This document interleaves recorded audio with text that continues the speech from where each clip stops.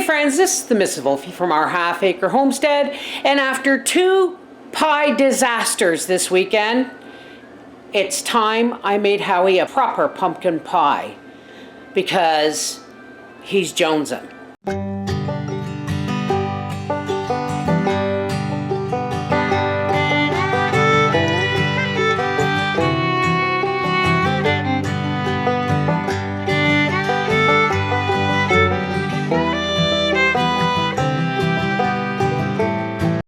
Alrighty. First we got to make the pastry. That is, oh, that's only a half a cup of flour, okay. So there's 1 cup of flour, 1.5 cups of flour. I'm only doing 1 pie, so that should be plenty. I'm going to dip our cold lard into the flour, and then I'm going to just do this. Now, one of the biggest mistakes that I make when I don't make pies that often, I'm going to take some flour here and I'm going to rub it out. One of the biggest mistakes I make when making pie dough is I forget to chill it for at least 30 minutes before trying to roll it out. If you try and roll it out after mixing the dough ball, you're going to work the fats into the flour. All right, we're going to do a couple more bits of lard there. Let's open the end of this butter and dip it in the flour. Dip it in the flour and then grate it on the large size. Grate it on the large size part of your cheese grater. Now, you don't want to overdo it or you're going to have to add more flour, and then you got to bake 2 pies. Don't say a word, Howard. No comments from the peanut gallery. You're not feeling good today. That's why we're going to make soup for tomorrow. Okay, I think I have enough fat in here, and I'm going to make a well here. And I'm going to pour in some cold lemon water. And I'm hoping just enough to bring this together. And I scoop the flour and fat mixture from the outside of the bowl and just toss it into the center until it starts to bunch up. And now look, see, I need a little bit more water. But it's better to need more water than put too much in, right? And I think I just put too much in. We'll see. I'm just going to take it from the outside again and toss it into the center and start tossing this around. See, we just keep our hand in the shape of a claw so that we're not mixing the fat in. We're just trying to use the moisture to pick up the flour. Yeah.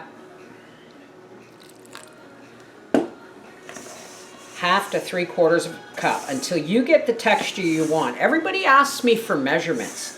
And the truth is, your measurements should not be given to you in cup and tablespoon form. It should be given to you in texture and free measuring form. Why? Because a lot of people today do not know how. Now we're going to form this into a ball. A lot of people today, do not know how to wing cook. When I say wing cook, I mean, like they go, you constantly amaze me with your meals that you make on the spot with what you have. That's the way you're supposed to cook. Just rip it off like that. Nice and airtight. And we are going to never ever skip this step. We are going to put this in the fridge for a minimum of ½ an hour so that the fat can firm up again. That's the actual reason for chilling your dough.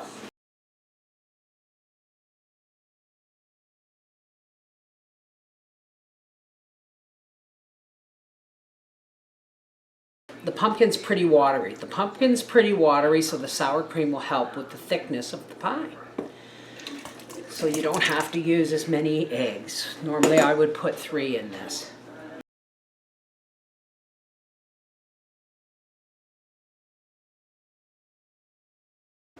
So this is just being mashed with a whisk. Just like that. There was even a bit of water in the bottom I should have poured off, but I'm not going to worry about it. And what helps with the whisk, mashing the pumpkin, is to put the sugar in it. And so I'm going to put, I should measure this, but 3/4 of a cup of sugar. That's not a full cup of sugar for sure. And that, see, that helps mash the pumpkin.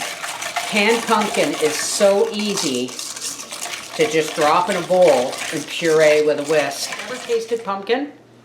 Have you ever had Hubbard squash? Butternut squash? Those things can replace pumpkin in a pie with almost no noticeable difference.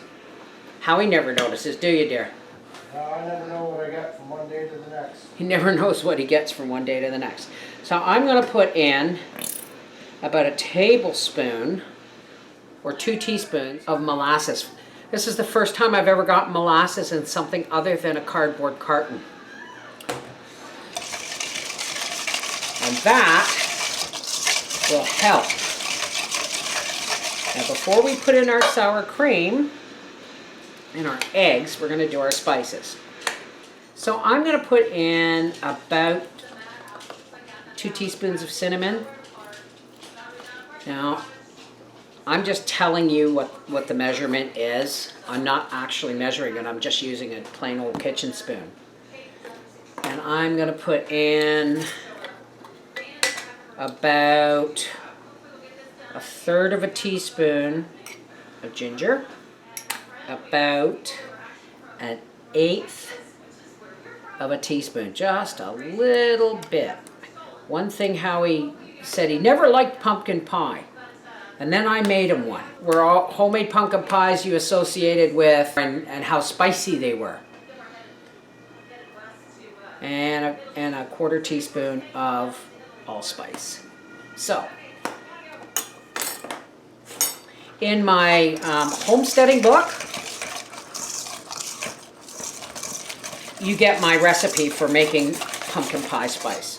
And believe it or not, oh, that smells so good. It is much cheaper. All right. First, we're going to beat in the eggs. All right, now we're going to beat in these 2 eggs. Like I said, normally I would do 3. There, now eggs are good and beaten in. And I'm going to take, now this tub of sour cream holds 2 cups. We've taken down about 3/4 of a cup. I'm going to say like 1/2 to 3/4 of a cup of sour cream. And away we go. I'm going to tidy up and then we're going to roll out the pastry. Now I think I may have a bit too much dough, but I don't think I have another pie plate. Does anybody know what pâte d'essart is? I'm going to make the regular size pumpkin pie, and then I'm going to make pâte d'essart. This can go back in the fridge, this half of the pie dough, to firm up for the pâte d'essart. And roughly translated, a pâte d'essart is called a fart of sister, or nun's farts. Roll out this pie pastry with as few strokes as possible. We do not want to work the fats into the flour. So rolling it over and over and over again like this, back and forth, is not a good way. See, here you can see all the flecks of butter. I don't know if you can see it from there, but perfect. Beautiful, Clark. Okay, I am rolling my pastry up onto my rolling pin and then back on over the pie plate, just like that. You think I knew what I was doing? Now we're gonna stir up our pumpkin pie. And this is going to go into a 400-degree oven for 15 minutes, and then we're going to turn it down to 350 for an additional 40 minutes. So we have butter. Whoa! Oh, actually, it's a better angle for you guys. And we're going to take sugar, however much you want. I'm going to use about half a cup. Maybe a teaspoon of cinnamon, maybe 2 teaspoons of cinnamon, because we want to taste the cinnamon, because the pastry itself is not sweetened. Now, let's roll try and get your dough in a nice rectangle. And you can do that by very carefully folding your pastry into thirds, like it's called a pocketbook fold. Now you should by rights chill in between rollings, but then we're going to make this pocketbook fold one more time, and if you see, our pastry is layered and it's rectangle. So now we're just going to roll this out. Just going to roll this out. Now, unfortunately, we have to work this a little bit harder than you would, and ideally, again, you would want to put your pastry in the fridge for like 40 minutes between each fold, but I'm just impatient. I'm sure it'll be just as delightful, because this is what my mother would do with leftover pie pastry when she was baking pies. She would make us these little pastry cinnamon rolls and slice it, because even though it's room temperature, it's still cold a little bit, and I don't want to tear my pastry. All right, here we go. Okay, so our pastry is pretty well nicely butter coated. We're just going to take our cinnamon sugar and we're going to coat it all over this. This is why you want, I thought I was going to have more pastry, but this is why you want lots of butter. And I honestly think I'm dotting it with butter. I'll show you in a second what I'm talking about because there's a lot of sugar here. And I'm going to try not to spill sugar all over the place while I pinch this seam together. Okay? We don't want all the sugar coming out. So the two ends are like a blossom. I call them like a rosebud. Okay, I'm going to push this up.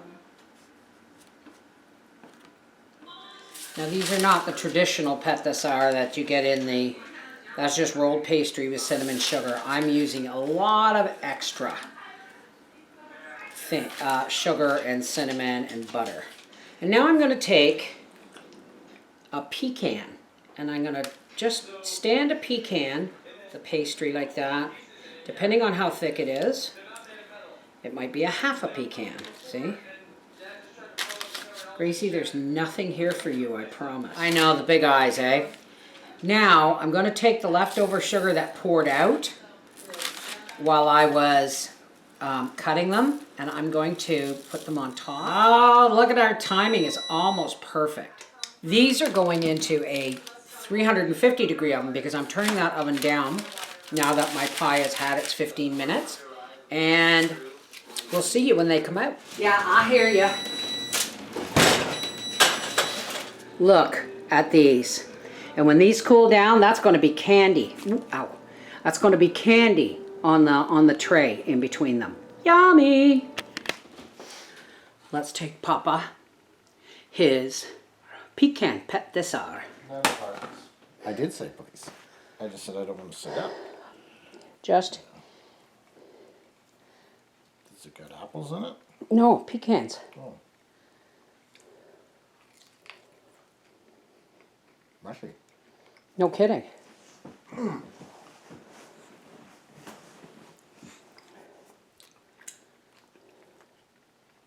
Very good. You get no more until tomorrow, because you got to try pumpkin pie after supper. I gave it a shake the last time I checked it, and it cracked. But I tell you what, that is still one beautiful pumpkin pie. Look at that. You'll see Papa have a slice of that after supper.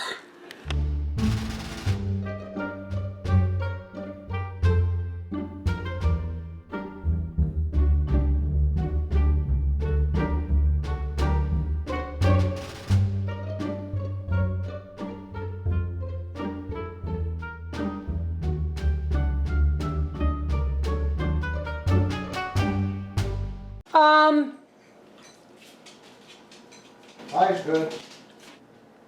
Well, I guess he liked it. Take care, God bless.